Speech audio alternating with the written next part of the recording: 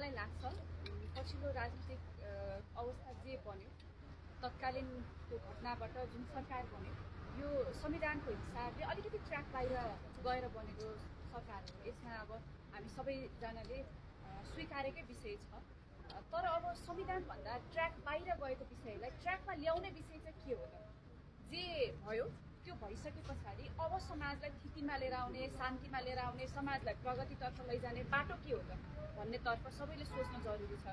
र त्यो सोच्दै गर्दाखेरि चाहिँ अबको निकास भनेको सबैलाई समाजलाई मत्थर पारेर अब समाजमा भएका वातावरणहरू छन्, यी सबै कुरालाई मत्थर पारेर समाजमा फेरि विधिको शासन कायम गर्ने एउटा उपाय भनेको चाहिँ निर्वाचन नै हो।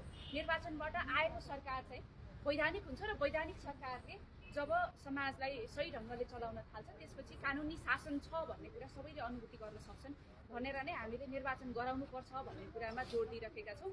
र मलाई लाग्छ समाजमा भएका हरेक दल हुन् अथवा व्यक्ति हुन् सबैले अबको निर्वाचन चाहिँ भयरहित ढङ्गले गराउनको लागि भूमिका खेल्नुपर्छ। समाजमा निर्वाचन भयो र वैधानिक सरकार आयो भनेदेखि तपाईँ हाम्रो समाज बन्ने हो।